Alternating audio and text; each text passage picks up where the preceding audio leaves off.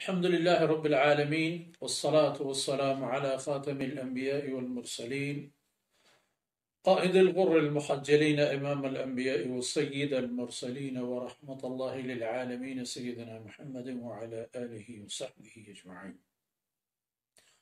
أعوذ بالله من الشيطان الرجيم. ما كان محمد أبا أحد من رجالكم ولكن رسول الله وخاتم النبيين.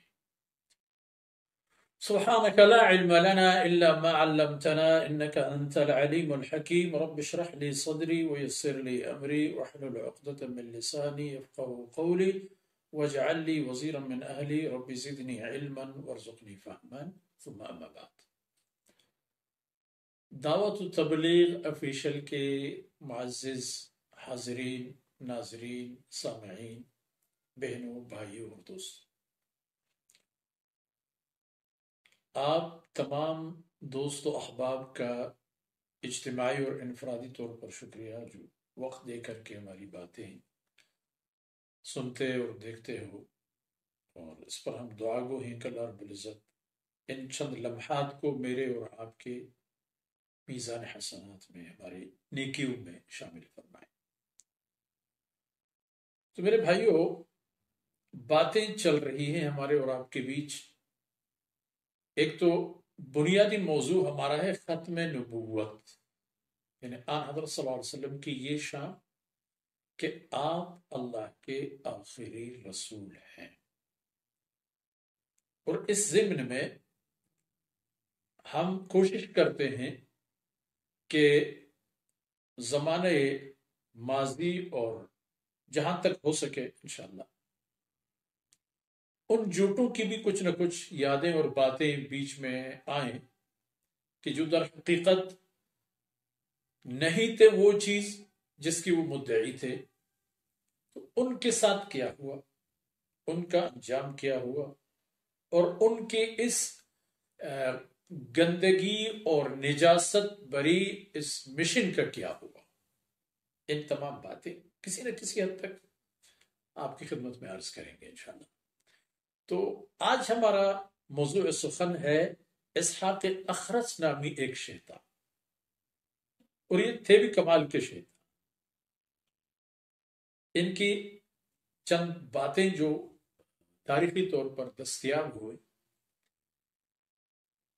یہ آدمی اتنا تیار، طرار اور ماہر شیطان تھا کہ اپنی شیطانت کے لیے اس نے بہت محنت کی تھی، اتنی تیاری کی تھی، اتنے بھرپور انداز اپنائے تھے کہ اس کی شیطانت واضح ہونے تک بہت وقت لگا، اور اس کی شیطانیت کو ایک رحمت الہیہ قبول کرنے میں لوگوں کو کوئی تشویش بھی نہیں ہوئی، اتنی مہارت کے ساتھ اس نے اپنا یہ کام کیا۔ یہ اسحاق اخرس بنیادی طور پر یہ شمال مشرقی افریقی علاقوں سے وابستہ کوئی آدمی، دل میں اس کی یہ بات آ گئی کہ ہم بھی کچھ بنے۔ اس نے سب سے پہلے اپنے آپ کو اس کا قابل بنایا،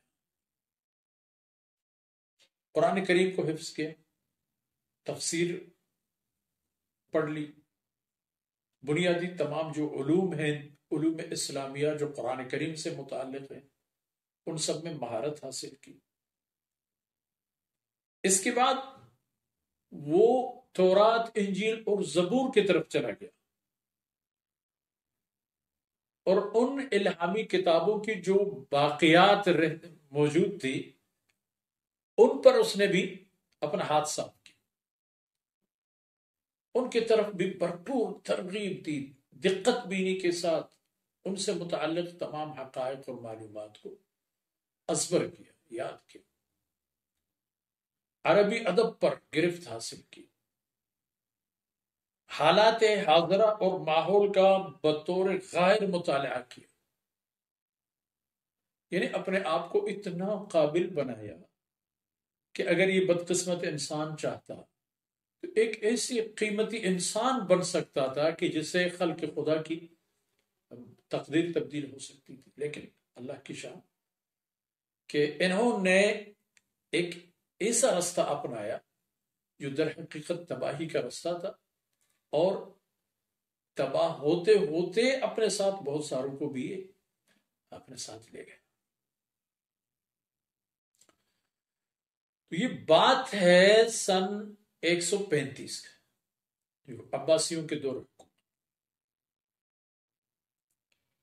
اور آدمی متعلق ہے افریقہ اور افریقی ان خطوں سے جو دراصل مسلمانوں اور عربوں کا وہاں تک پہنچ ہو چکا تھا، اور یہ خطہ اب اس وقت بھی عربیت اور اسلام کے سائے میں آ چکے تھے، لیکن وہاں اپنے آپ کو تیار کرنے کے بعد بڑی سوچ بچار کے ساتھ اس نے یہ فیصلہ کیا کہ اب میں اپنی اس نجاست اور خباثت کا اظہار کہاں کروں۔ اس کے لیے اس نے کوئی موزون جگہ کی تلاش کی۔ آخر قرائے فال اصفہان کے نام پر نکلا۔ یہ آدمی آیا اصفہان آ کر کے اس نے ایسا ثابت کر دیا کہ یہ ایک گونگا آدمی ہے، مادرزاد گونگا، جو بول نہیں سکتا۔ اور یہ سائنسی تحقیق بھی ہے کہ دراصل قوت گویائی منحصر ہے قوت سماعت کے ساتھ۔ جو انسان پیدائشی طور پر قوت سماعت سے محروم ہو کر دنیا میں آتا ہے تو نتیجتاً وہ خود بخود گونگا بھی ہو جاتا ہے۔ آیا اشاروں کا بھی بڑے ماہر، اتنے تراری اور چالاکی کے ساتھ اشاروں کی زبان سے بات کرتے تھے، اور اپنے آپ کو گونگا ظاہر کیا۔ اور اصفہان کے ایک دینی ادارے میں جا کر کے اس نے ان لوگوں میں اپنے آپ کو ایڈجسٹ کر دیا، انہوں نے جگہ دے دی، کوئی معذور آدمی ہے اور حلیتاً شریفانہ حلیے کا حامل آدمی ہے، اعمال الہیہ اور دین کا پابند ہے، 5 وقتوں کی نمازوں کا پابند ہے۔ اب انہیں کیا پتا کہ وہ اندر سے کیا۔ اتنے عرصے اس نے یہاں اپنے لیے یہی ماحول بنا دیا کہ یہ آدمی گونگا اور معذور ہے، بس ایک کمرے تک اپنے آپ کو محدود کیا ہوا ہے، اور مسجد اور نمازوں اور اعمال کے ساتھ نہ کسی سے کوئی رابطہ، نہ کسی سے کوئی تعلق۔ اب لوگ حیران تھے، یہ آدمی عجیب سا آدمی ہے۔ یہاں اصفہان آنے سے پہلے بھی جو علمی طور پر اپنے آپ کو اس نے کسی حد تک قابل بنا لیا تھا، قرآن، حدیث اور بقیہ الہامی کتابیں ان کی بطور نشان اب بھی موجود ہیں، جیسے زبور اور تورات و انجیل کی نشانیاں اور باقیات اب بھی ہیں۔ ان کی جو دستیاب کتابیں تھیں ان کو بھی انہوں نے خوب یاد کیا تھا، اس کے بارے میں بھی کافی مہارت حاصل کی تھی۔ اب لوگوں کو تو پتہ نہیں تھا، لوگ یہ سمجھ رہے تھے کہ یہ گونگا آدمی ہے۔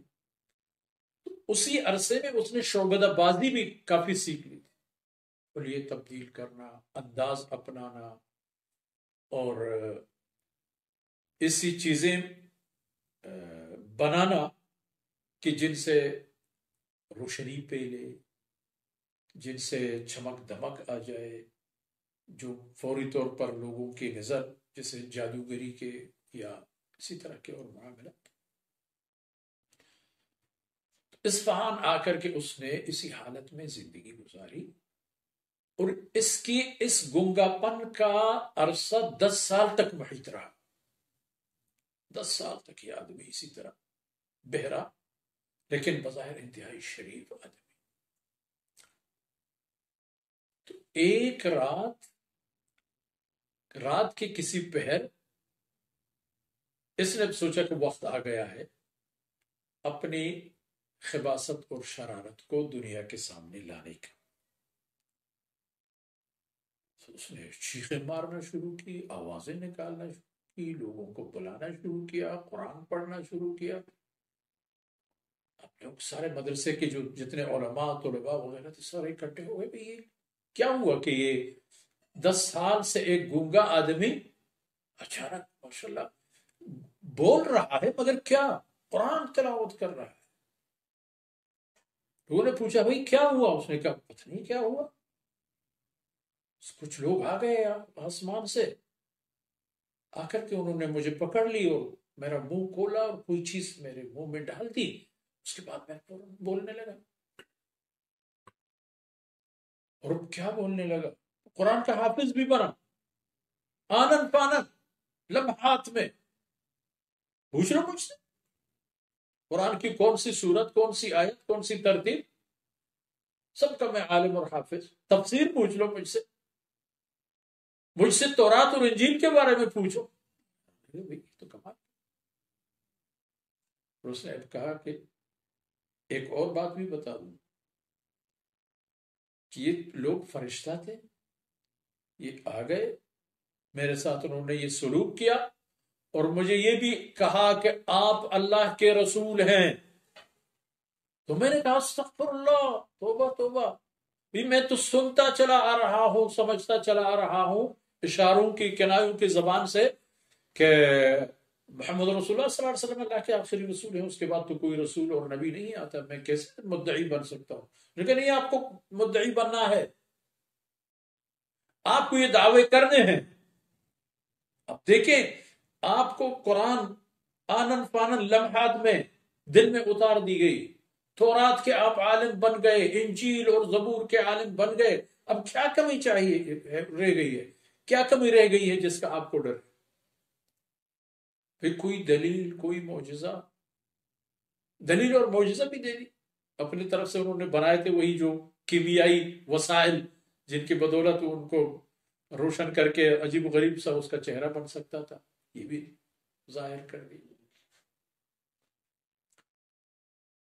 اب اسی بات کا چرچا ہو گیا پورے شہر میں، حکومتی اداروں میں، اب لوگ آنے لگے، لوگوں نے اس کو تعظیم دینا شروع کیا۔ اب لوگ تو اسی طرح کے معاملات میں ہمیشہ فریب میں آتے ہیں، کیونکہ اس شہر سے جب یہ آدمی آیا تھا ایک گونگے آدمی کی حیثیت سے، اس 10 سال میں ایک لمحہ ایک آدمی بھی ایسا پیدا نہیں ہوا کہ جس کو یہ اندازہ ہو کہ یہ آدمی کوئی ٹگی کر رہا ہے، اور اس نے بطور کوئی اپنے یعنی ایک پلان کے تحت اپنے آپ کو گونگا بنا دیا، ایسی کوئی بات ظاہر نہیں تھی۔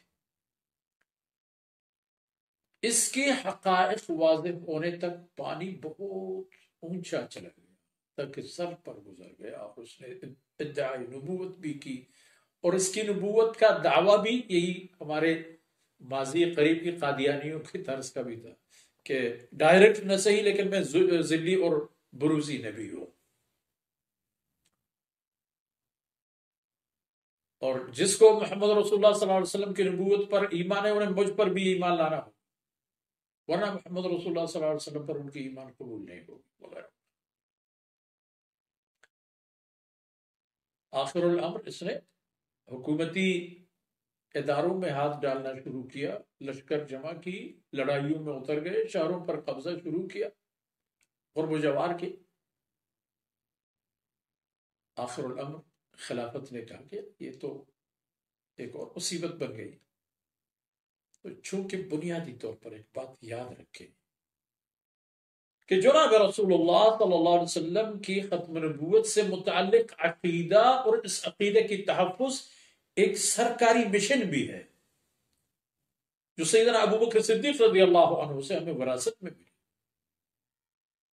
بلکہ حکم تو آپ صلی اللہ علیہ وسلم نے ہی دیے تھے، کیونکہ مسیلمہ اور اسود وغیرہ وہ تو آپ صلی اللہ علیہ وسلم کے حیات طیبہ کے آخری ادوار میں ظاہر ہو چکے تھے، انہوں نے کچھ نہ کچھ اعلان بھی کیا تھا، لیکن ان سے لڑنے اور مٹنے کا قدم سیدنا صدیق اکبر نے اٹھایا۔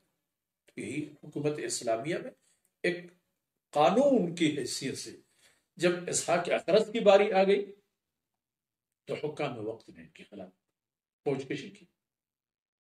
اب اللہ کی شان دیکھ لیں کہ جس طرح ہر معاملے میں ہمیشہ اللہ رب العزت کا قانون رہا ہے کہ اسی طرح کے بھول چھال تو آتے ہیں، پریشانیاں لاتے ہیں، مشکلات پیدا کر لیتے ہیں، لیکن جب اللہ کے بندے ان کے سامنے آ جاتے ہیں، ان کے مقابلے میں آ جاتے ہیں، پہ یہ سکڑ کر مختصر ہو کر آنن فانن ایسے گم ہو جاتے ہیں کہ ان کا ایک چھوٹا سا تذکرہ تاریخ میں رہ جاتا ہے۔